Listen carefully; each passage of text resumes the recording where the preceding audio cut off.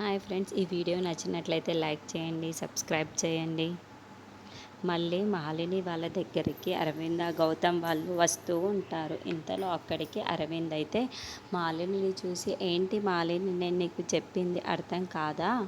నువ్వు కానీ మళ్ళీ నీ బిడ్డను తీసుకున్నావు అంటే నేను విడాకులు ఇవ్వక తప్పదు అని చెప్పేసి అంటూ ఉంటాడు. ఆ మాటలు వినగానే అక్కడున్న మళ్ళీ మాలిని వాళ్ళు కూడా ఒక్కసారిగా షాక్ అయిపోతూ ఉంటారు. ఇంతలో అక్కడున్న మాలిని మాత్రం నాకు బిడ్డ కావాలి, నా భర్త కావాలి అని చెప్పేసి అంటుంది. ఆ మాటలు వినగానే అక్కడున్న అరవింద్ మాత్రం అలా కుదరదు మాలిని, నువ్వు ఏదో ఒకటి డిసైడ్ చేసుకోవాలి అని చెప్పేసి అంటాడు. ఆ మాటలు వినగానే అక్కడున్న గౌతమ్ అయితే నీకు దండం పెడతాను మాలిని అని చెప్పేసి అంటాడు. నన్ను, నా మాటల్ని అర్థం చేసుకో, నువ్వు అరవింద్తో వెళ్ళి ఇంట్లో ఉండు అని చెప్పేసి అంటూ ఉంటారు. ఆ మాటలు వినగానే అక్కడున్న మళ్ళీ మాత్రం అలా కుదరదు, ఎందుకంటే నా బిడ్డను ఎలాగైనా అక్కకి నేను ఇవ్వాలనుకుంటున్నాను.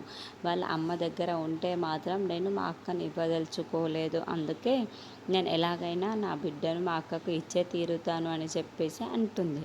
ఆ మాటలు వినగానే అక్కడున్న అరవింద్ అయితే, ఏం మాట్లాడుతున్నావు మళ్ళీ, నీ బిడ్డను ఎలా ఇస్తావు మళ్ళీ మాలినికి అని చెప్పేసి అడుగుతూ ఉంటాడు. నీ బిడ్డను మాలిని ఇచ్చి నువ్వు బాధపడడం నాకు ఇష్టం లేదు.